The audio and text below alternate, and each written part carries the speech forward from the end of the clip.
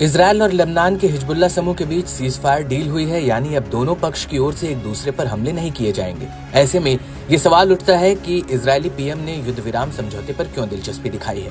Lebanon में सैन्य operation शुरू करने के दौरान नेतन्याहू ने दक्षिणी लेबनान से हिजबुल्लाह का सफाया करने की कसम खाई थी। दरअसल हिजबुल्लाह लड़ाकों ने दक्षिणी लेबनान से उत्तरी इजरायल में जमकर कोहराम मचाया था। इससे उत्तरी इजरायल का कोना कोना दहल रहा था। यही नहीं, इजरायलियों को हमलों से बचाने के लिए उत्तर की बस्तियां तक खाली करानी पड़ी थी। बावजूद इसके इजरायल का लेबनानी ऑपरेशन शुरू से ही विवादों में रहा। इस कड़ी में अब इजरायली सैन्य खुफिया निदेशालय के प्रमुख ने बहुत बड़ा दावा किया है। तामीर हेमैन ने इजरायली सेना को आड़े हाथों लेते हुए कहा कि इजरायल लेबनान संघर्ष में अपने मकसद को पाने में सफल नहीं हो पाया।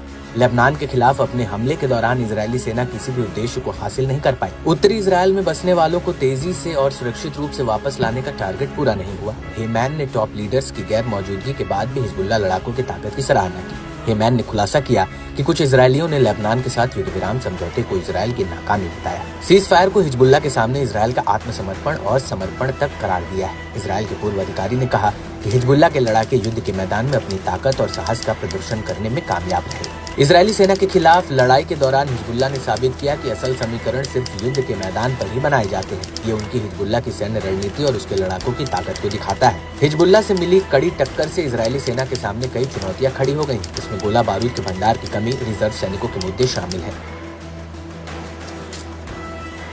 वहीं सीज फायर को लेकर इजरायली रणनीति पर द इकोनॉमिस्ट ने बड़ा खुलासा किया। अखबार ने बताया कि लेबनान और गाजा दोनों में 1 साल के युद्ध ने इजरायली सेना पर भारी दबाव डाला है। कई रिजर्व सैनिकों को लंबे समय के लिए ड्यूटी पर बुलाया गया।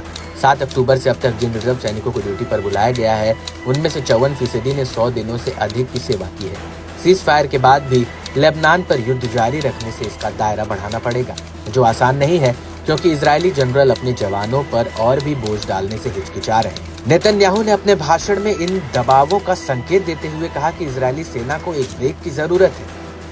इजरायल बेटेनू पार्टी के नेता एविगडोर लिबरमैन ने सीज फायर डील को नेतन्याहू की ओर से घुटने टेकने से जुड़ा सौदा बताया। लिबरमैन ने कहा कि नेतन्याहू ने लंबे समय के लिए राष्ट्रीय सुरक्षा की कीमत पर कम वक्त की शांति खरीदी है। ये टिप्पणियां हाल में हुए सर्वे से मिलती जुलती हैं, जिसमें सामने आया था कि 99% इजरायलियों का मानना है कि इजरायल ने हिजबुल्लाह के खिलाफ युद्ध में जीत हासिल नहीं की। बहरहाल ये देखना काफी अहम है कि युद्ध विराम समझौता इजरायल के उत्तर में बस्तियों में बसने वालों को वापस लाने के लक्ष्य को हासिल करेगा या नहीं।